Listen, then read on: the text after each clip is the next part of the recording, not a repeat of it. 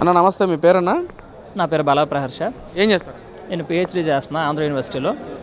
అన్న ఏంటి ఈ ఎన్డీఏ కూటమి వచ్చి 19 నెలలు అవుతా ఉంది.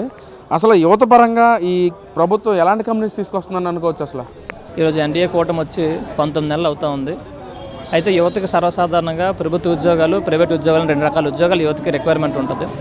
అయితే గవర్నమెంట్ వచ్చిన తర్వాత ఫస్టే డిఎస్సి నోటిఫికేషన్ తీసి 16,000 పైన పోస్టులు ఇవ్వడం జరిగింది. కానిస్టేబుల్ నోటిఫికేషన్లో 6,000 మందికి ఉపాధి కల్పించడం జరిగింది.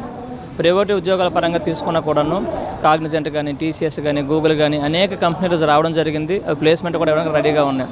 అయితే సర్వసాధారణంగా మీ యూనివర్సిటీలో చదువుకునేటప్పుడు కాంపిటేటివ్ ఎగ్జామ్స్ కోసం ప్రిపేర్ అయితే నోటిఫికేషన్ వస్తుందో రాదో ఏంటి పరిస్థితి గ్యారెంటీ లేని పరిస్థితి ఉండేది. అయితే ఈరోజు ఈ కూటమి వచ్చిన తర్వాత ఒక జాబ్ క్యాలెండరు, ఒక టైము, ఖచ్చితంగా నోటిఫికేషన్ పడుతుంది, దీనికి మనం ప్రిపేర్ అయితే సాధించగలుగుతాము అంటే అతిశయోక్తి కాదు. చాలామంది రేపు జనవరిలో ఫిబ్రవరిలో డిఎస్సి నోటిఫికేషన్ వస్తుందని లోకేష్ గారు చెప్తే ఈరోజు నమ్మకంతో చాలామంది కాంపిటేటివ్ కోసం చదవడానికి సిద్ధపడ్డారంటే అది నిజంగా ఎన్డీఏ కూటమి మీద యువతకున్న నమ్మకం అని చెప్పుకోవాలి.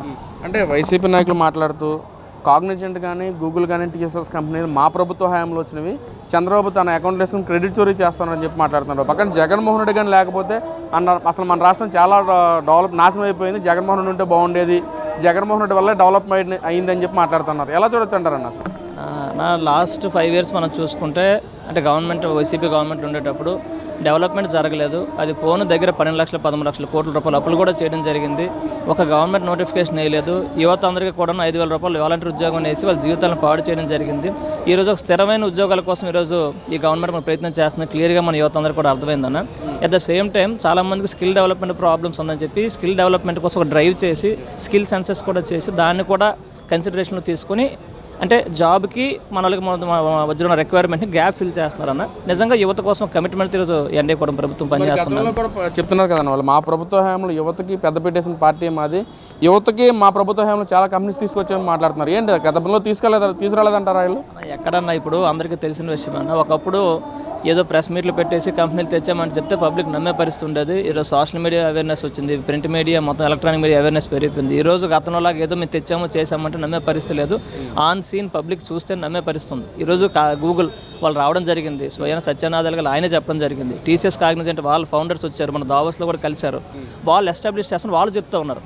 సో వాళ్ళు చేస్తారని మనం చెప్పడం వేరే, వీళ్ళు చెప్పడం వేరు. అట్ ద సేమ్ టైం మన భోగాపురం ఎయిర్పోర్ట్ కూడా ఉంది.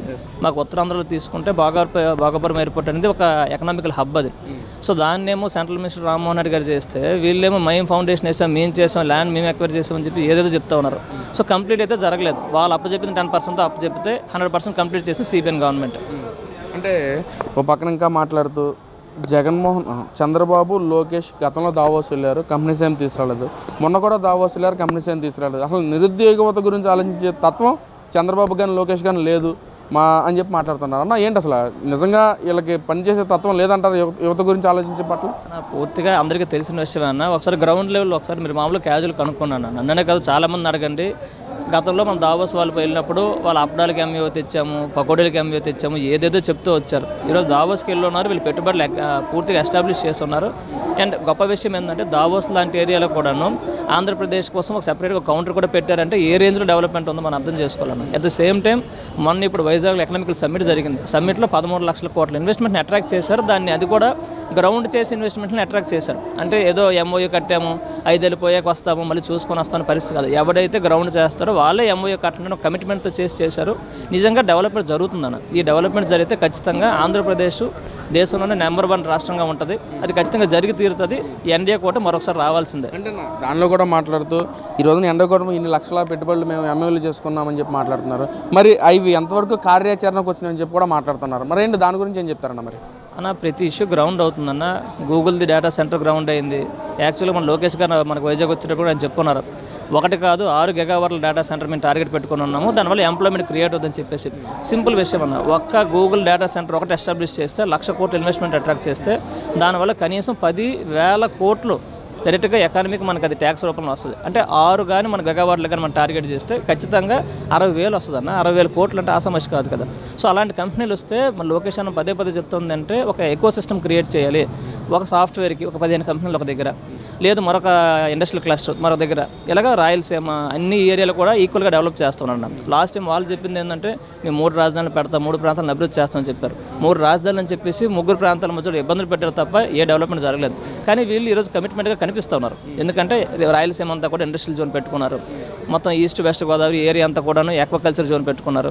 ఇక్కడ నుంచి అక్కడ సాఫ్ట్వేర్ ఫార్మా అంతా కూడా అటు ఉత్తరాంధ్ర వైపు పెట్టుకున్నారు. సో అన్ని రీజియన్ని ప్యారల్గా డెవలప్ చేస్తున్నారు అని మేము నమ్ముతాం. యువత కూడా క్లియర్గా కనిపిస్తాం.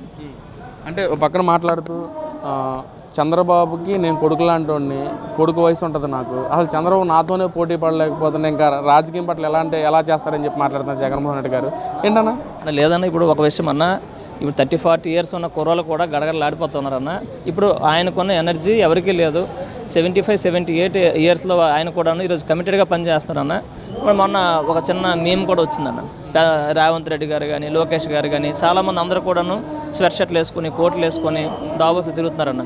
ఆ పెద్ద ఆయన నిజంగా ఏ శక్తివంతుడో తెలియదు కానీ ఏ కోటు లేకుండా జస్ట్ ఎప్పుడు వేసుకున్న నార్మల్ కాస్ట్యూమ్తోనే దావోస్ వెళ్ళి ఒక కమిటెడ్గా పనిచేస్తున్నాడు. ఆయనకి ఇంక అసలు కంపారిజనే లేదన్న.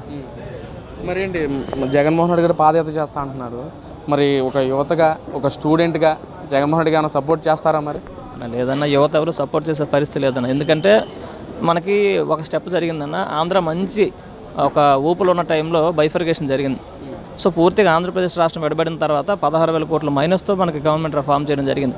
ఏదో నానా పాటలు పడ్డాడు పెద్ద అయినా, కింద మీద చేశారు, అంత ఒక షేప్లోకి పట్టుకొచ్చిన తర్వాత గవర్నమెంట్ మారడం జరిగింది. గవర్నమెంట్ మారిన తర్వాత దగ్గర 2 లక్షల కోట్ల అప్పుతో గవర్నమెంట్ ఫామ్ అయితే దగ్గర 12 లక్షల కోట్లు అప్పు చేశారన్న. మళ్ళీ దాన్ని కప్పిపోతడానికి మళ్ళీ ప్రయత్నం చేస్తున్నారు.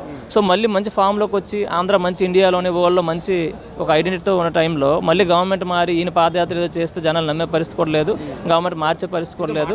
మరి అసలు యువత కానీ సామాన్య ప్రజలు ఇంకా నా వెంటే ఉన్నారు, నన్ను మళ్ళీ ఆదరిస్తారు, రెండోసారి ఆదరిస్తారని చెప్పి మాట్లాడుతున్నారు కదా మరి జగన్మోహన్ రెడ్డి గారు. అసలు ఆదరిస్తారా మీరు? లేదన్నా, ఎవరు ఆదరించే పరిస్థితి లేదన్నా. పూర్తిగా ఆల్రెడీ మొత్తం క్లోజ్ అయిపోయింది. మన 11 సీట్సే వచ్చాయి, అంతకుమించి మళ్ళీ ఒక సీటు కూడా పెరిగే పరిస్థితి లేదు. ఎందుకంటే పబ్లిక్లో కమిట్మెంట్ లేదు. ఏదేదో ఫాల్స్ ప్రాపగండా చేస్తున్నారు తప్ప కానీ నిజంగా పబ్లిక్ పక్క ఫైట్ చేసేది లేదు. గవర్నమెంట్ కోసం ఏదో రావాలి, అధికారంలోకి వస్తే ఏదో అటాక్ చేద్దాము, రివెంజ్ తీసుకుందాం ఆలోచన కనిపిస్తుంది తప్ప డెవలప్మెంట్ చేద్దాం కమిట్మెంట్ అయితే కనిపించట్లేదు. ఖచ్చితంగా మళ్ళీ ఎన్డీఏ కూటమి మళ్ళీ రెండోసారి కంటిన్యూస్గా గవర్నమెంట్ ఫామ్ చేస్తే ఆంధ్ర ఖచ్చితంగా ఇండియాలో నెంబర్ 1గా ఉంటుందన్న. అంటే మీరు అన్నట్లుగా మళ్ళీ అధికారంలోకి వస్తే ఎవరిని వదిలిపెట్టని మీరు అంటూ ఉన్నారు. అలాగే జగన్మోహన్ రెడ్డి గారు కానీ వైసీపీ నాయకులు కూడా అలాగే మాట్లాడుతున్నారు, అసలు మేము అధికారంలోకి వస్తే ఎవరిని వదిలిపెట్టము, ఎంత దూరంలో తీసుకొచ్చి బట్టలు దేశం నిల్చోబెడతామని చెప్తాను. ఎందుకు వైసీపీ నాయకులు అలా మాట్లాడటం? అసలు ప్రజలు కూడా వాళ్ళని ఇలా మాట్లాడితే మనల్ని భయపడిపోయి మళ్ళీ మనకే ఓటేస్తారని చెప్పి అనుకోవచ్చా లేకేంటన్నా? వాళ్ళంతా కూడా రివెంజ్ పాలిటిక్స్ అన్న. ఎలాగోలాగా అటాక్ చేయడం, పబ్లిక్ని భయపెట్టడం, తద్వారా మళ్ళీ గవర్నమెంట్లో రావడం, మళ్ళీ ప్రజల ఆస్తులు గవర్నమెంట్ ఆస్తులు మళ్ళీ దోచుకోవడం, ఇది ఒక సైక్లిక్ ప్రాసెస్లో వాళ్ళు జరుగుతూ ఉంది.